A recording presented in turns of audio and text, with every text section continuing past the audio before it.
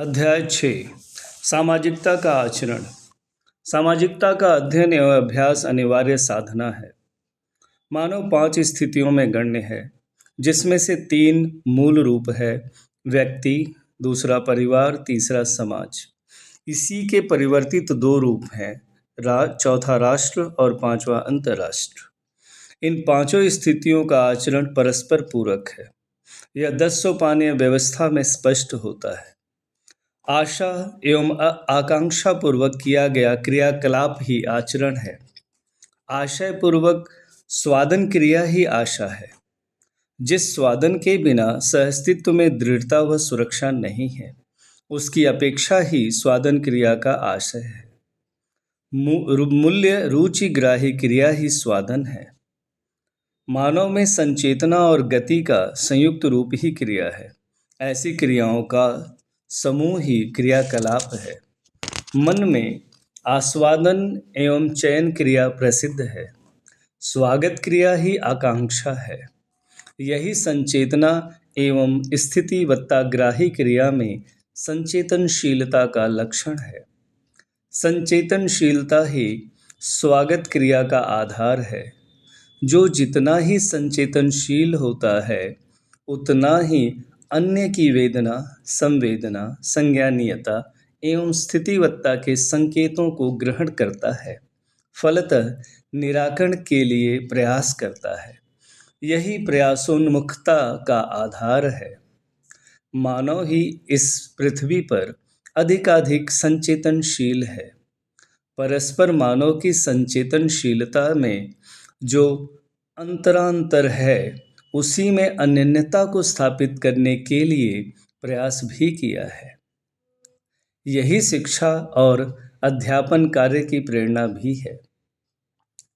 जागृतिशीलता का प्रत्यक्ष रूप ही संचेतनशीलता है, जिसका चरमोत्कर्ष ही अनुभव क्षमता है। वेदना भ्रमवश होती है।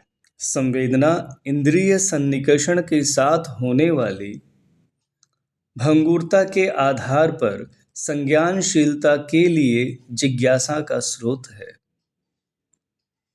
संवेदनशीलता के आधार पर ही संज्ञानशीलता की जिज्ञासा उत्पन्न होती है।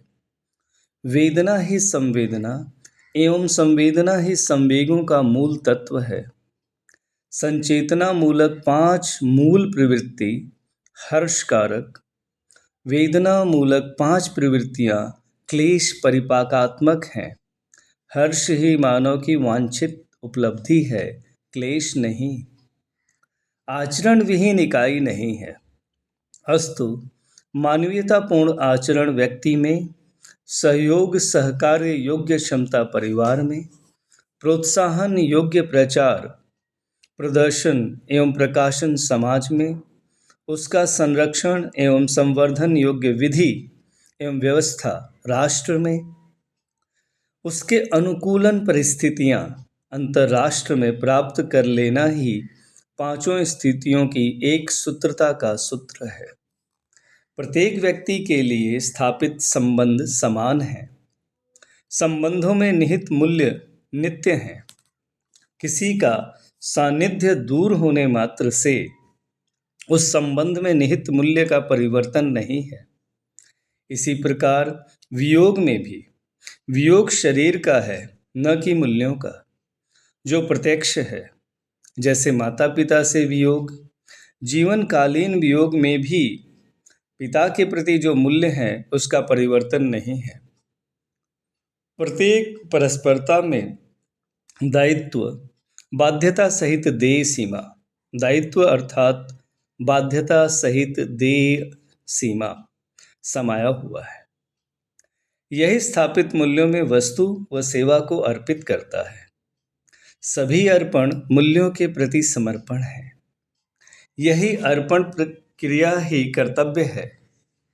व्यवहार पूर्वक यह प्रमाणित होता है कि ऐसा कोई संबंध नहीं है जिसमें मूल्य न हो और जिसके प्रति दायित्व व कर्तव्य न हो। संबंध सीमा ही परिवार एवं समाज है।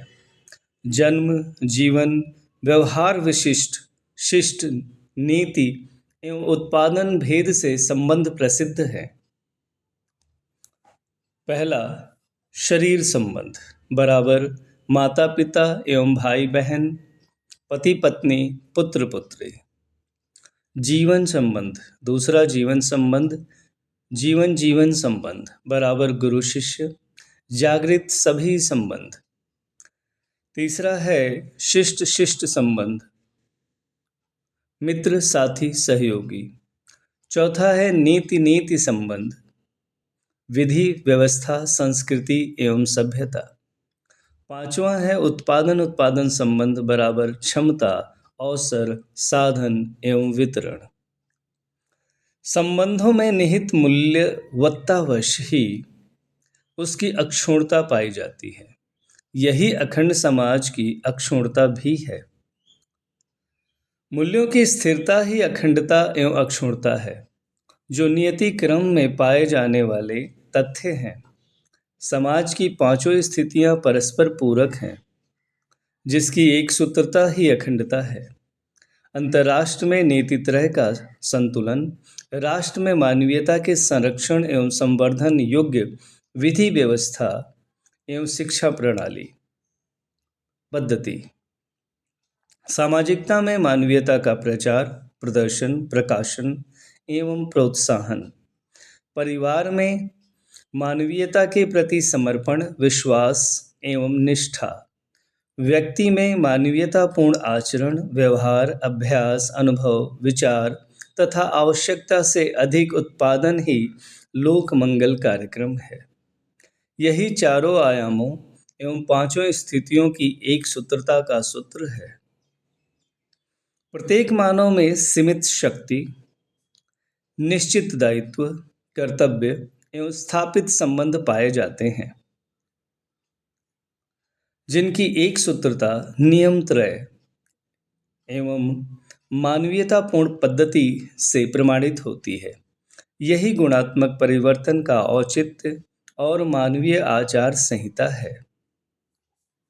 मानव की मूल शक्ति निपुणता कुशलता एवं पांडित्य है। यही मूल पूंजी है। यही मानव का मूल मूर्त रूप भी है, जो क्षमता उत्पादन और व्यवहार के रूप में होता है। यही प्रकटन व्यवहारात्मक जनवाद एवं समाधानात्मक भौतिकवाद को स्पष्ट एवं चरितार्थ करता है। प्रत्येक व्यक्ति परिवार व वर्ग स्वत्व और स्वतंत्रता चाहता है। स्वाधीनता सहित ही स्वत्व है। स्वविचार इच्छा संकल्प आशानुरूप चालन संचालन एवं नियोजन क्रिया ही स्वाधीनता है, जो प्रत्यक्ष है। यही सार्वभौमता विधि से सफल है। स्वयं का प्रत्यक्ष रूप ही स्थिति है। जो अनुभव है, ऐसी क्षमता के अधीन जो कुछ भी है वह स्वाधीनता है। स्वबौद्धिकता के अधीन बराबर स्वाधीनता। स्वयं से वियोग न होना ही स्वत्व है। भ्रमवश संपत्तिकरण ही समाज को सामाजिकता से वंचित करता है। मानव का स्वत्व केवल निपुणता कुशलता एवं पांडित्य ही है। साथ ही उसके नियोजन से उत्पादनों पर भी प्रत्यक्ष रूप से में स्वत्व होता है। सामाजिक है। भ्रमवश संपत्तिकरण ही समाज को सामाजिकता से वंचित कर देता है, क्योंकि प्रवृत्ति ही क्लेश परिपाकात्मक है। क्योंकि संग्रह प्रवृत्ति ही क्लेश परिपाकात्मक है, जो प्रसिद्ध है। मानव जीवन असंग्रह अर्थात समृद्धि स्नेह विद्या सरलता एवं अभयात्मक मूल प्रवृत्तियों पर ही हर्ष का अनुभव करता है। संग्रह द्वेष अविद्या अभिमान एवं भयात्मक प्रवृत्तियों पर आधारित संपूर्ण व्यवहार उत्पादन एवं आचरण स्वयं में से के लिए क्लेश सहित है। जो जिसके पास है उसी का वह बंटन करता है।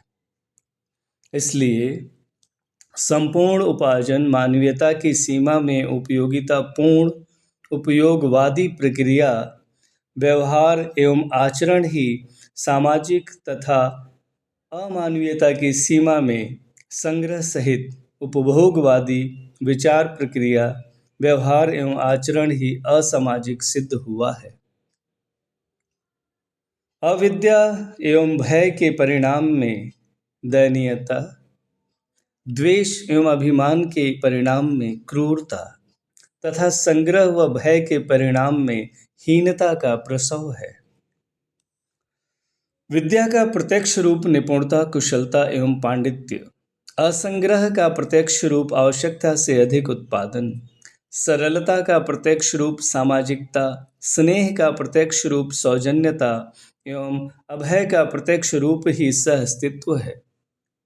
अस्तु असंग्रह व सभ्यता के योग से धीरता का, विद्या व अभय के योग से वीरता का एवं स्नेह व सरलता के योग से उदारता का प्रसव है। उपरोक्त तथ्य ही मानव को स्पष्ट व सिद्ध करता है कि मानव की क्षमता, योग्यता, पात्रता ही उसका स्वत्व है, जो निपुणता, कुशलता एवं पांडित्य ही है। संपूर्ण उत्पादन इसी से होता है। संपूर्ण उत्पादन सामान्य एवं महत्वाकांक्षा की सीमा में उपयोगी है, यही आवश्यकता है। मानवीयता से परिपूर्ण होना ही स्वतंत्रता का प्रधान लक्षण है।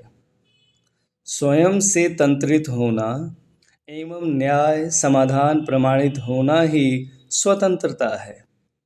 यही जीवन चरितार्थता का लक्षण है। वस्तु व जीव पर स्वत्व स्थापित करने व स्वेच्छापूर्वक उपयोग करने का प्रयास भ्रमित मानव ने किया है। इसी को स्वत्व व स्वतंत्रता मानना ही अविद्या का प्रधान लक्षण है। अस्तु यह सब उपयोगितावादी सिद्ध हुआ है, न कि स्वतंत्रता का आधार। मानव के स्वत्व में क्षमता, योग्यता एवं पात्रता है। उनके स्वाधीन अर्थात स्वबौद्धिकता के अधीन में जिन वस्तु, स्थान व जीवों को पाया जाता है, उनकी अनिवार्यता मानव की उपयोग क्षमता में से के लिए ही है। क्षमता ही वहन, योग्यता ही प्रकटन एवं पात्रता ही ग्रहण क्रियाएं हैं, जो प्रत्येक मानव में प्रत्यक्ष हैं। साथ ही यही मानव का स्पष्ट रूप एवं अधिकार भी है। क्षमता, योग्यता एवं पात्रता ही मानवों का इकाईत्व, सीमा, संवेग, प्रवृत्ति, प्रतिभा, व्यक्तित्व, वहन, निर्वाह, निरूपण, निर्धारण, निरीक्षण, परीक्षण, सर्वेक्षण एवं संयोजन है। यही उत्पादन, व्यवहार एवं अनुभव प्रमाण है। यही उत्पादन, व्यवहार एवं अनुभव प्रमाण है। वहन पूर्वक स्थापित मूल्यों का निर्वाह, शिष्टता पूर्वक शिष्ट मूल्यों का आचरण एवं व्यवहार, आचरण सहित भौतिक मूल्यों अर्थात उत्पादन मूल्यों का समर्पण, अर्पण उपयोगी सिद्ध हुआ है। यही स्वतंत्रता का मूल रूप है। स्वत्व निर्वाह से, स्वतंत्रता प्रयोजन से, अधिकार उपलब्धि से प्रमाणित है। मानव का अधिकार भौतिक अर्थात उत्पादन व व्यवस्था की सीमा में, अधिकार एवं स्वतंत्रता बौद्धिक आचरण एवं अर्थात आचरण एवं स्वतंत्रता की सीमा में, अधिकार स्वतंत्रता एवं स्वत्व अध्यात्म अर्थात अनुभव में चरितार्थ हुआ है। यही व्यवहारात्मक जनवाद, समाधानात्मक भौतिकवाद, अनुभवात्मक अध्यात्मवाद है, जो धर्म नीति एवं राज्य नीति को स्पष्ट करता है, जो स्वयं के अधीन में हो, जिससे स्वविचार, इच्छा, संकल्प एवं आशानुरूप नियोजन पूर्वक प्रमाण सिद्ध हो, यही स्वत्व का प्रत्यक्ष रूप है। मानव में पाए जाने वाले मूल तत्व ही निपुणता, कुशलता एवं पांडित्य है, जिनका वियोग संभव नहीं है। इसलिए यह मानव का स्वत्व सिद्ध हुआ है। इसके अतिरिक्त भी वस्तु का संग्रह, स्थान का संपत्तिकरण अर्थात स्वामित्व पूर्वक स्वत्व को पाने का प्रयास भ्रमित मानव ने किया है, जिसमें वह सफल नहीं हुआ। साथ ही उनका सफल होना संभव भी नहीं है, क्योंकि पहला बिंदु, मानव का भौतिक शरीर अमर नहीं है। दूसरा, मानव के द्वारा किया गया संग्रह व संपत्तिकरण स्वयं क्षरणशील है। तीसरा, स्थान और वस्तुओं का संपत्तिकरण अस्थायी है। इसलिए मानव के साथ व्यवहार, मनुष्योत्तर प्रकृति के साथ उत्पादन, अधिक विकसित के साथ गौरव व कृतज्ञ होने एवं सत्ता में अनुभव के लिए प्रवृत्त है। सत्ता में अनुभव करने के लिए अवसर सबके पास समान है, किंतु पात्रता व अर्हता में प्रभेद है। अधिक विकसित इकाई कम विकसित इकाई के विकास में सहायक, सहयोगी, दिशा निर्देशक एवं शिक्षक के रूप में प्राप्त है, जो माता पिता, शिक्षक एवं उपदेशक के संबंधों में प्रत्यक्ष है, जो अनिवार्य है। स्थापित संबंधों में निहित स्थापित मूल्यों का निर्वाह ही प्रत्यक्ष व्यवहार है, जो सामाजिकता के लिए अनिवार्यतम तथ्य है। इनके निर्वहनार्थ उत्पादन आवश्यक है। इसका क्षेत्र प्रसिद्ध है। जागृत मानव का व्यवहार ही व्यवस्था, संस्कृति, सभ्यता व विधि को प्रकट करता है, जिसके लिए वह उत्सुक है। चूंकि व्यवहार विहीन मानव नहीं है, अतः व्यवहार के बिना मानव जीवन का कार्यक्रम सिद्ध नहीं होता है। अस्तु, व्यवहार मानव जीवन का अविभाज्य अंग है। विकास के क्रम में व्यवहार एक विधिवत स्थिति है। संस्कृति, सभ्यता, विधि एवं व्यवस्था का आधार मानवीयता है, क्योंकि मानवीयता में ही सामाजिकता स्थापित सिद्ध है। अमानवीयता की सीमा में सामाजिकता की संभावना नहीं है, जबकि अति मानवीयता में सामाजिकता समाई हुई है। इसलिए मानवीयता का आधार स्थापित संबंधों में निहित स्थापित स्थायी मूल्य ही है। स्थापित मूल्यों में से के लिए ही स्वस्थ व्यवस्था स्थित है। चूंकि स्थापित मूल्यों की अनिवार्यता सर्वदा सबके लिए समान है, इसलिए स्थापित मूल्य ही विधि है। स्थापित मूल्यों का निर्वाह आचरण पूर्वक है, जो स्वयं में संस्कृति व सभ्यता है।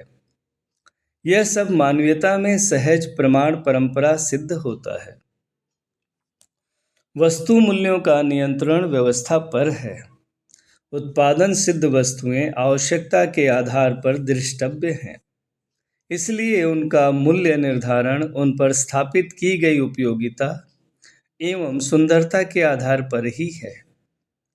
आवश्यकताएं सामयिक हैं। प्रत्येक समय में प्रत्येक मानव को प्रत्येक वस्तु की आवश्यकता समान रूप से सिद्ध नहीं होती, जबकि स्थापित संबंधों की अनिवार्यता निरंतर है, जो प्रसिद्ध है। इसलिए आवश्यकताएं सामान्य एवं महत्वाकांक्षा की सीमा में ही हैं। इन सब का उपयोग समाज गति के अर्थ में सामयिक है, इसलिए संबंधों के निर्वाह में ही वस्तुओं के उपयोग, सदुपयोग व वितरण प्रयोजन की सीमा में समाहित है।